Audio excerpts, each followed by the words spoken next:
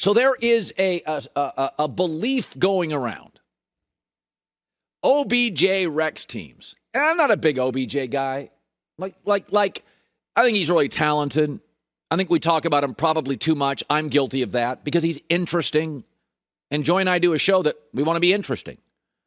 So I don't think OBJ's, a star player. But it is interesting. He gets blamed for a lot by a lot of people and legitimate people. So Troy Aikman on Dallas Radio said something, and I've heard this from a lot of people, but when Troy says it, it matters more. He talked about Stafford and OBJ and a little Baker and OBJ and the reality of playing with, like a star receiver who wants the ball.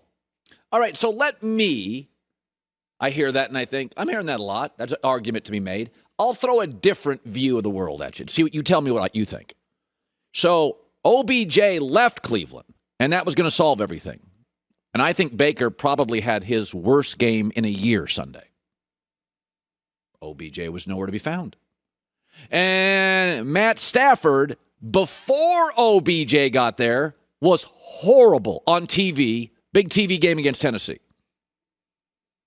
And then he shows up for the Rams-Niners game and had 15 snaps. Oh, by the way, he left the New York Giants, and they're still crappy. So is it possible that OBJ is a convenient excuse for a poorly run New York Giants franchise, an overrated but popular, I would acknowledge, quarterback in Baker Mayfield, and a Rams offense that's gotten way too finesse over the last 6 or 7 weeks? I mean, did OBJ play in that D-line for the Rams that got pushed around and gashed for 160 rushing yards? Oh, he didn't. Okay, I was just checking that out. I don't think, and this is not a knock at OBJ, because I do think he's interesting. I just don't think he's as critical as everybody's making him out to be.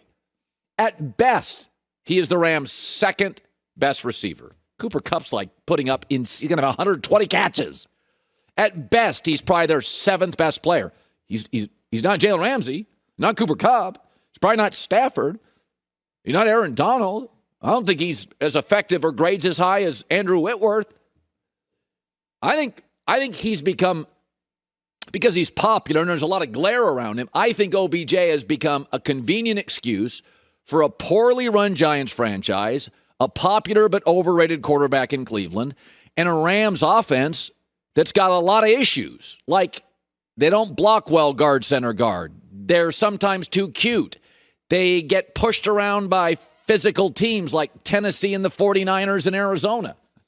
This is not a knock on OBJ, but good God, he's getting blamed for everything. I mean, seriously, he's getting blamed for everything. And I'm not a huge OBJ fan, but I will say this. The biggest hit by the Rams against the Niners was actually a block by OBJ. It's the only big hit all night. No, it's just, I'm throwing out a different opinion. In that I don't think OBJ is what's wrong with the Giants or Baker or the Rams offense. For the record, I like Matt Stafford. He's an upgrade over Goff. But you tell me all the big wins in Detroit where he went toe-to-toe in big wins, a little bit of pressure, and won the day. Didn't beat Aaron Rodgers a lot, and those were the big games. And you can say all you want about that, but Kirk Cousins has faced Aaron Rodgers 7 times.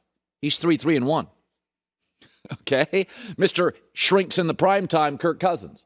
So, it's like sometimes you'll meet somebody and they're like 48 years old and they're still blaming their parents. It's like you can blame your parents for your teen years, maybe your early 20s, but by 47 years old, in most instances, you kind of control your life. I think we're just blaming OBJ for everything here. And I'm not even the biggest OBJ fan, but there's a lot of blame to go around. Beyond the second best receiver, third best if Robert Woods was still with the Rams and not hurt. So Jerry Jones is all fired up for the game of the weekend is Kansas City and Dallas.